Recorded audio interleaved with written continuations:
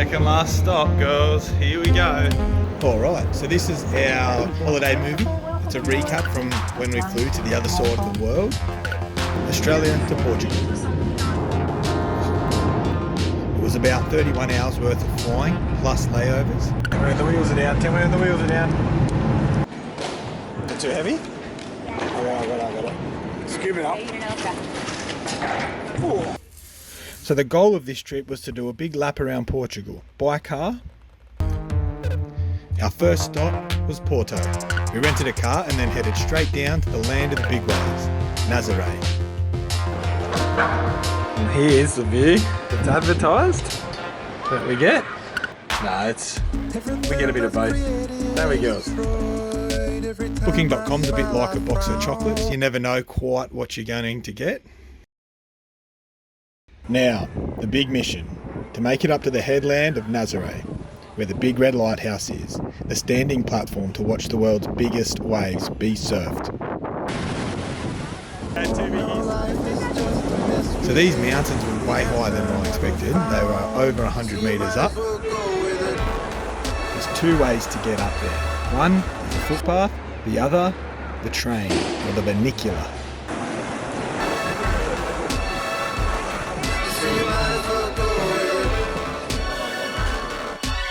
Yeah.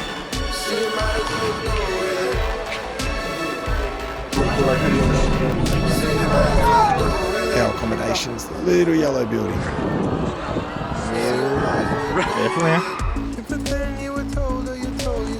The biggest wave in the world. Let's see what the waves are doing today. Hello. Wow, look at that. Even if there's no waves, it's quite exciting to be here. It's the spot where some of the biggest waves ever surfed have been filmed, and I was quite excited. Surfers come to Nazaré with two goals in mind: to ride the biggest wave of their life and to stay alive.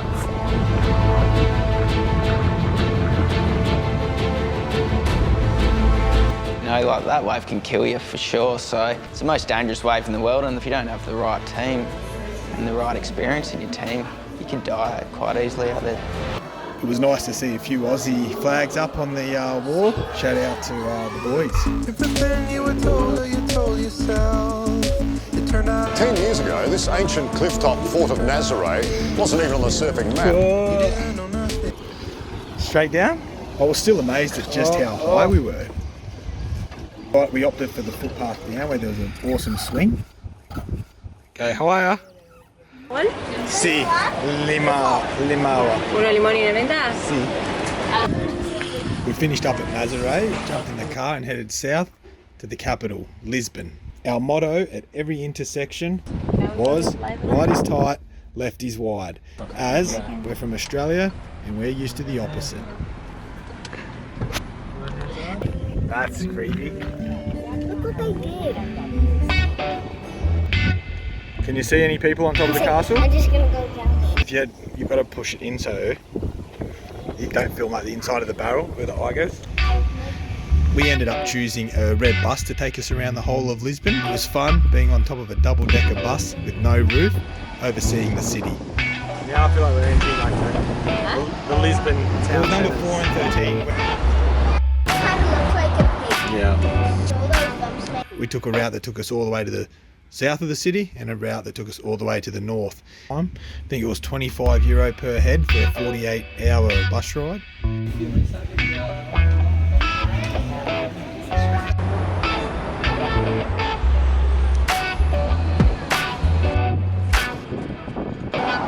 I'm gonna tell you about him.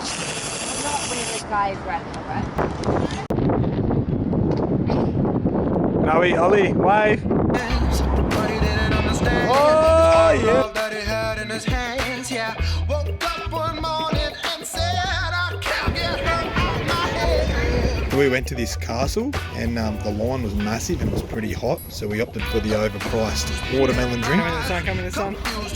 Sexy pina colada. What's sour and tasted bad? And the smell and the sound of her made his heart Video.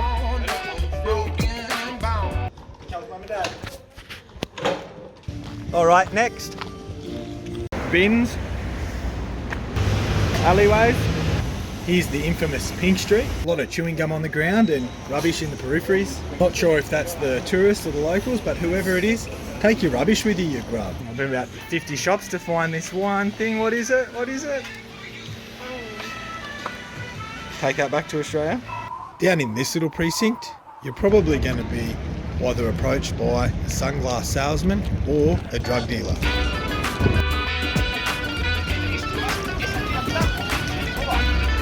It's bright, isn't it, with all the little stones? That's a creepy statue. More cobblestone, slipperier than I thought. Grippy shoes are a must to avoid a fractured hip or a fractured wrist. Break up, break down to the sound. Break up, break down to the sound. Old mate's up there just watching all the tourists walk by. And that sums up our time in Lisbon. We're headed north up to Sintra. We finally arrived at Sintra, where there's the colourful castle on top of a hill. We arrived into the town, paid for our parking, and then started to head up the hill. We avoided the overpriced tuk-tuks and the overpriced taxis and decided to trek it up.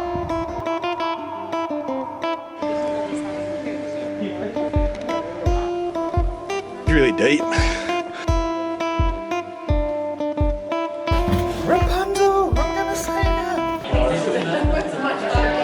We finally arrived up at the castle. It was a good leg burn. We didn't go into the castle as, again, the lines were massive.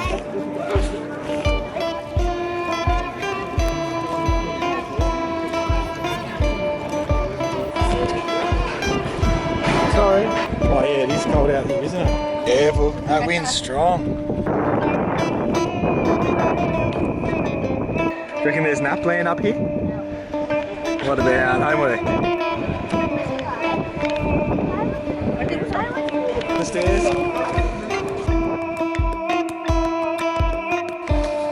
Alright, the goal is to get down before the rain starts.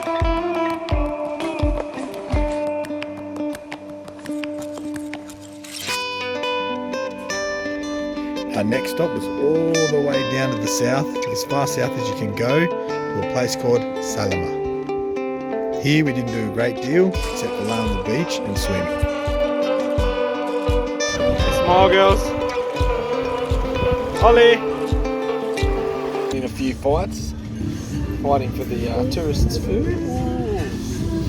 He's got some good chunks out of his ears. No, it's alright, you can eat them. Terrible. Yes. Alright, goodbye Salema. The next stop I refer to as the spooky town, Évora. There's a bit of a Gothic feel about it. It's got a Roman influence. I'm videoing you, swinging into the farms.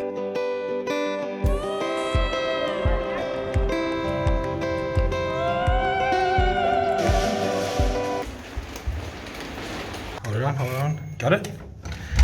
Okay, go. Oh, it's fancy. We arrived at this place. It was a church where the walls were built out of skeletons. So apparently there's about 5,000 skeletons scattered throughout the walls of this church. Jeez Louise. Where the hips go. Monks. Ditto.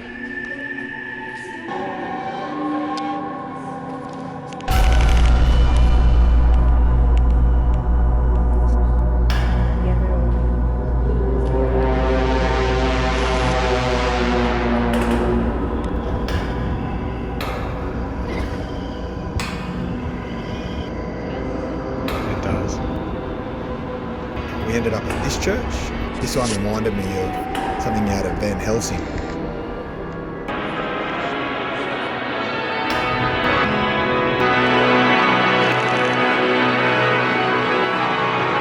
Did you see over there? In the glass? Is that a nice sleeping chest? Our first time seeing a baby peacock. Look at that.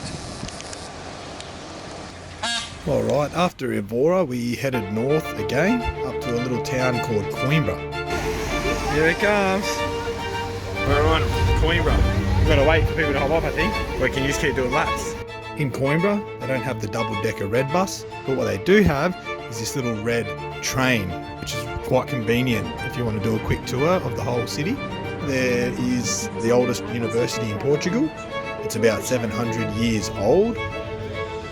Construit au Xe siècle par Almanzor. Yeah, but we want to walk around and Le explore. premier fondateur. So this is apparently the uni where J.K. Rowling got inspiration for the Hogwarts uniform.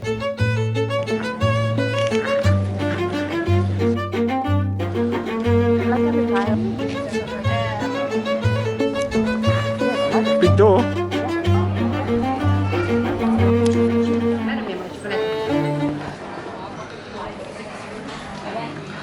Chocolate. Oh, sorry.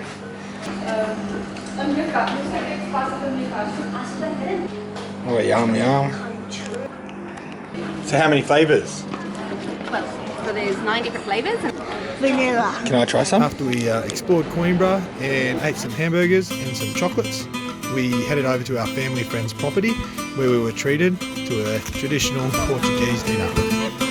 Special spot to stand.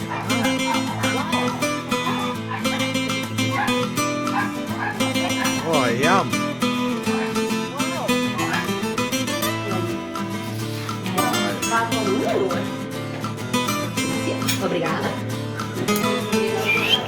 And that was it. We ended up heading back up to Porto. We stopped off at a few little spots like this lake where we helped a distressed lady find her lost wedding ring.